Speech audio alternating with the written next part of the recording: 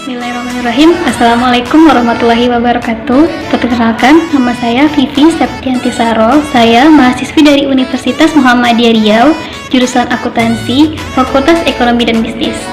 Oke, kali ini Vivi akan menjelaskan materi terkait mata kuliah dari manajemen pasaran, yaitu menghadapi persaingan.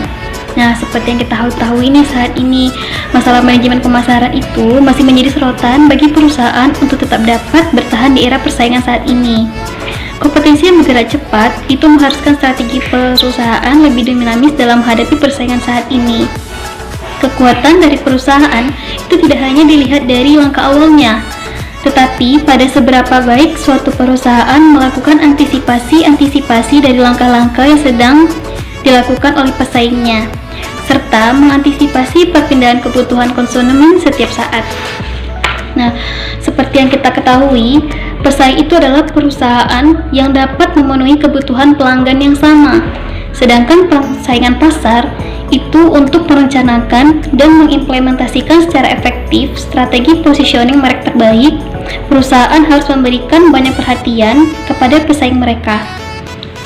Nah, selanjutnya, untuk mengetahui jumlah dan jenis pesaing serta kekuatan dan kelemahan yang mereka miliki, perusahaan harus membuat peta persaingan yang lengkap. Nah, identifikasinya itu ada 4. Yang pertama, jenis produk yang ditawarkan. Nah, identifikasi secara lengkap dan benar produk apa yang dimiliki pesaing dan potensi mengancam perusahaan. Nah, yang kedua, itu melihat sebesarnya pasar yang dikuasai pesaing. Nah, dapat dilihat dan dilakukan dengan melihat segmen pasar yang akan dimasuki. Yang ketiga, identifikasi peluang dan ancaman. Nah, caranya itu menciptakan dan menemukan peluang sebesar-besarnya dan kemungkinan terjadinya masalah harus segera diantisipasi. Yang keempat, itu identifikasi keunggulan dan kelemahan. Berarti memetakan dan mencari tahu kelemahan dan keunggulan pesaing. Oke, selanjutnya itu kita menganalisis pesaing. Nah, setelah mengidentifikasinya tadi, perusahaan harus mengetahui dengan pasti kekuatan dan kelemahan serta tujuan strategis mereka. Nah, yang pertama, strateginya ini misalnya nih, perusahaan ingin memasuki industri alat-alat berat. Nah, mereka terlebih dahulu membuat bagan kelompok strategis yang didasarkan pada mutu produk dan tingkat integrasi vertikal. Yang kedua, dari tujuan. Nah, itu seperti menanyakan ada banyak faktor yang membentuk tujuan pesaing. Jika pesaing itu adalah bagian dari perusahaan yang lebih besar, penting untuk mengetahui apakah tujuan perusahaan itu menjalankan perusahaannya untuk memaksimalkan laba atau hanya untuk pemerahnya saja. Oke, selanjutnya itu kita memilih pesaing. Nah, setelah perusahaan melakukan analisis nilai pelanggan dan mempelajarinya, itu perusahaan dapat memfokuskan diri pada salah satu dari kelas pesaingnya. Nah, itu seperti kuat melawan lemah, dekat melawan jauh, dan baik melawan buruk. Nah, selanjutnya itu memilih pelanggan. Perusahaan harus mengevaluasi basis pelanggannya dan memikirkan pelanggan mana yang harus rela mereka lepas dan mana harus mereka pertahankan.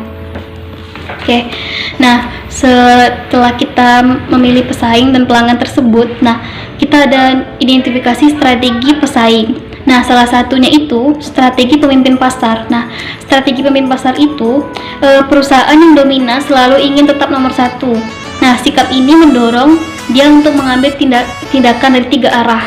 Nah, yang pertama itu perusahaan harus menemukan cara untuk mengembangkan jumlah permintaan keseluruhan.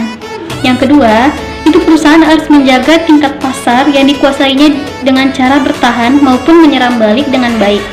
Yang ketiga, nah perusahaan dapat mencoba meningkatkan pangsa pasarnya meskipun luas pasar tidak berubah.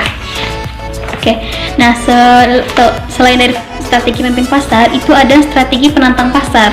Nah, perusahaan yang penantang pasar ini dia menempati urutan kedua atau runner up. Nah, mereka dapat menyerang market leader dan pesaing lainnya dalam suatu usaha yang gencar mereka berebut mangsa pasarnya. Nah, perusahaan inilah yang disebut biasanya penantang pasar. Yang ketiga, itu strategi pengikut pasar. Nah, strategi pengikut pasar ini biasa disebut perusahaan pengikut atau selalu merupakan sasaran utama dari serangan yang dilancarkan oleh perusahaan penantang. Nah, setelah dari kita lihat ada pemimpin pasar, strategi penantang pasar, dan strategi mengikut pasar. Nah, selainnya itu ada strategi pengikut pasar atau market follower. Oke, ini ada 3, yaitu pemalsu, pengklon, peniru, dan pengadopsi. Oke, maksudnya ada 4 ya. Oke, nah yang pemalsu ini meniru produk dan menjualnya di pasar gelap atau penyalur yang tidak memiliki reputasi. Nah, kalau pengklon itu dia pengemulsi produk, itu pengemulasi produk, nama dan kemasan pemimpin dengan sedikit variasi. Kalau peniru, itu meniru beberapa hal dari pemimpin tetapi mempertahankan diferensiasi berdasarkan kemasan, iklan, harga, dan lokasi. Yang keempat itu pengadopsi. Nah, pengadopsi itu disebut itu pengambil produk pemimpin dan mengadopsinya atau memperbaikinya.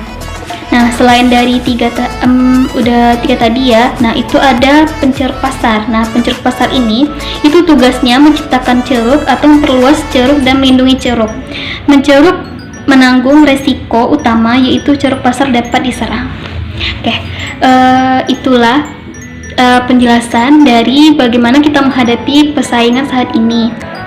Nah, mungkin banyak banget ya perusahaan itu berlomba-lomba untuk menjadi nomor pertama di pangsa pasarnya.